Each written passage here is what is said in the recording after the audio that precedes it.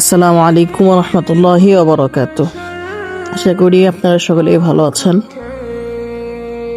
তো আমি চলে আসলাম আপনাদের জন্য আরও একটি নতুন ভিডিও নিয়ে।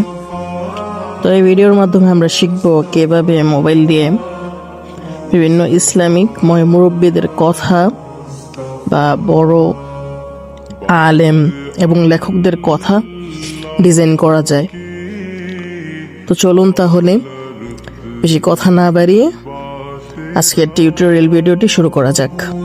আর শুরু করার আগে সবাইকে উদ্দেশ্য করে একটাই কথা বলবো যে চ্যানেলটিতে নতুন হয়ে থাকলে চ্যানেলটিকে সাবস্ক্রাইব করে দিবেন এবং ভিডিওতে একটি লাইক এবং আপনার মূল্যবান মতামতটি আমাদের কমেন্ট বক্সে জানিয়ে যাবেন। আর এই ভিডিওতে যা কিছু ব্যবহার করা হচ্ছে, লেখার ফন্ট ইত্যাদি সবগুলো পেয়ে যাবেন আমাদের টেলিগ্রাম চ্যানেলের লিংক দেওয়া থাকবে ভিডিওর ডেসক্রিপশন বক্সে, অথবা পেয়ে যাবেন আমাদের কমেন্ট বক্স। তো এখন আমরা আমাদের মোবাইলে থাকা পিক্সেল অ্যাপসটি ওপেন করে নেব। অ্যাপসটি ওপেন করে নেওয়ার পরে আমরা এখান থেকে পেজ অপশন থেকে পেজ সাইজ সিলেক্ট করে নেব 2:3। সিলেক্ট করে নেওয়ার পর উপরের লেখাটা আমরা ডিলিট অপশন থেকে ডিলিট করে দিব। লেখাটা ডিলিট করে দেওয়ার পরে আমরা এখন চলে যাব হচ্ছে আপনার মাঝখানে থাকা যে অ্যারো চিহ্নটা আছে মাঝখানে একদম অ্যাপসের এটাতে ক্লিক করে আমরা আমাদের গ্যালারি থেকে একটা ইমেজ নিয়ে আসব। ইমেজ অপশন থেকে আমরা আমাদের গ্যালারি থেকে একটা ইমেজ নিয়ে আসবো। যেহেতু আমি এখানে আল্লামা মুহিবুল্লাহ ভাবনগরের একটি কথা এখানে লিখবো, তো হযরতের ইমেজটি আমি এখানে সিলেক্ট করে নিব। হযরতের ইমেজটি সিলেক্ট করে নেওয়ার পরে আমরা এটা লক করে দিব। লক করে দেওয়ার পরে আমি ভিডিওর নিচের অপশনটা আমরা একটু রেড রাখতে চাই, লাল কালারের ভিতরে। তো এটাও পেয়ে যাবেন আমাদের টেলিগ্রামে।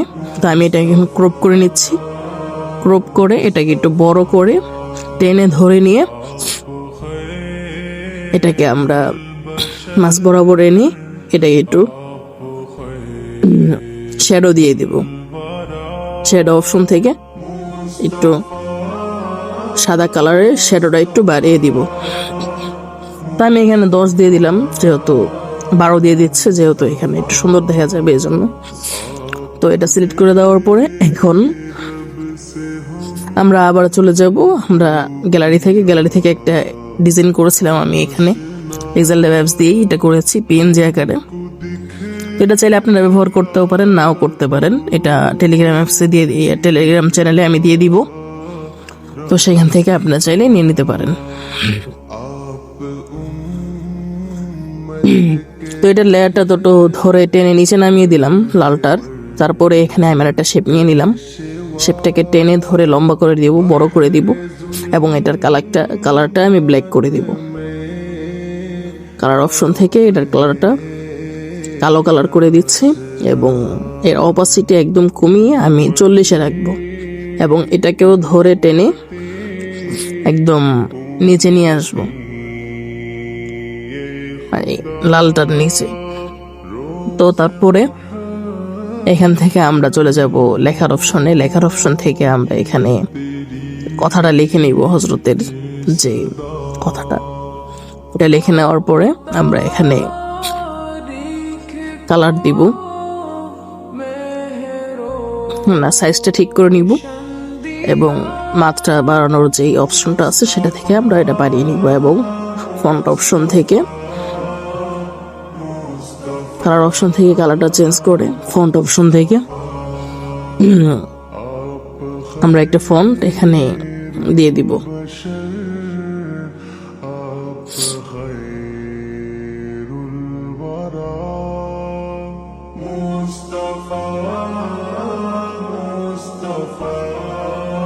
তো এখানে আমি আমার নিজের এড করা একটা ফন্ট ব্যবহার করছি, লিপি আলিনুর।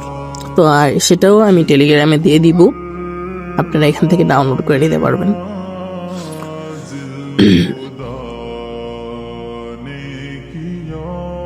তো এখন এর কিছু কিছু লেখার অংশ যেগুলো হাইলাইট করার মতো ওগুলাকে আর কি একটু কালার করে দিব, যেন লেখাগুলো আর কি একটু হাইলাইট হয়।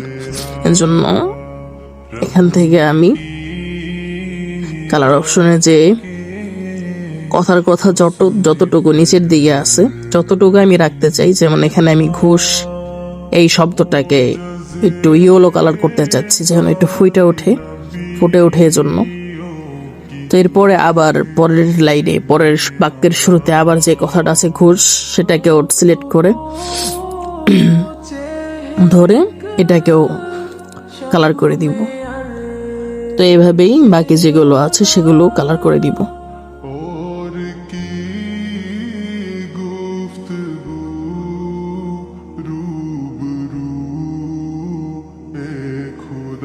তো কালার করে দেওয়ার পরে এখানে যার কথা আল্লামা মুহিবুল্লাহ বাবুনগরী, না কি বলতেছি আমি, সরি আমার ভুল হয়েছে, মিস্টেক হয়েছে একটু, আল্লামা নুরুল ইসলাম মণিপুরি হজরতের কথা। তো এখানে হজরতের নামটা আমি এখানে অ্যাড করে নিচ্ছি। কেউ কিছু মনে করবেন না আবার যে আমার একটু পুরো ভিডিওর শুরুতেই মিস্টেক হয়ে গেছে, যাই হোক। তো এখানে হজরতের নামটা আমি ওই আগের ফন্টেই ব্যবহার করতেছি। তো এখানে হজরতের নামটা আমি একদম মাঝ বরাবর নিয়ে এসে একটু উপরের দিকে উঠিয়ে আমরা এটা লক করে দিব। এখান থেকে পিকটি সেভ করে নিলেই কিন্তু আমাদের টিউটোরিয়াল শেষ, মানে আমাদের ডিজাইন করা শেষ। তো পরবর্তীতে কী ধরনের ভিডিও চান সেটা কমেন্টে জানিয়ে যাবেন। সকলে ভালো থাকবেন, সুস্থ থাকবেন। আসসালামু আলাইকুম ওয়া রাহমাতুল্লাহ।